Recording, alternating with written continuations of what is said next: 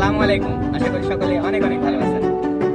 Paradoxical Sajid লিখেছেন আরিফ আজাদ। আলোচিত, সমালোচিত এবং বিতর্কিত একটি বই।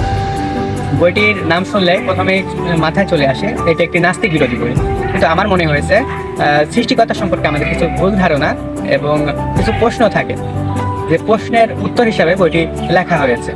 প্রশ্নগুলো যেমন, সৃষ্টিকর্তা দেখতে কেমন? সৃষ্টিকর্তা যদি দয়ালু হবেন, কেন জাহান্নাম?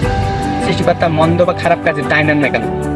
আর আরেকটি প্রশ্ন, আমার পার্সোনাল প্রশ্ন, বইটিতে নেই, রমজান মাসে শয়তানদের বেঁধে রাখে, কিন্তু কেন মানুষ খারাপ কাজে লিপ্ত হয়? এমন আরো অনেক প্রশ্নের উত্তর এই বইটি পড়লে আপনি জানতে পারবেন, যুক্তি এবং বৈজ্ঞানিক ব্যাখ্যা সহ। যুক্তি, যে যুক্তিটি এই বইটার সবচেয়ে ভালো লাগছে আমার, সেই যুক্তিটি হচ্ছে সৃষ্টিকর্তা খারাপ কাজে দায় নেন না কেন? কারণ সৃষ্টিকর্তা মানুষকে স্বাধীন ইচ্ছা শক্তি দিয়েছেন।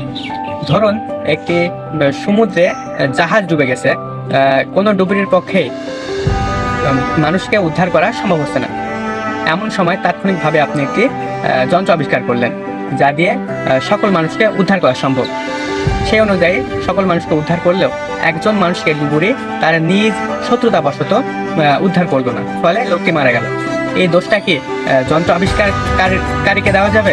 না, দেওয়া যাবে না। ঠিক একইভাবে সৃষ্টিকর্তা আমাদের সৃষ্টি করেছেন, সেজন্য আমাদের খারাপ কাজ সৃষ্টিকর্তা নিবেন না।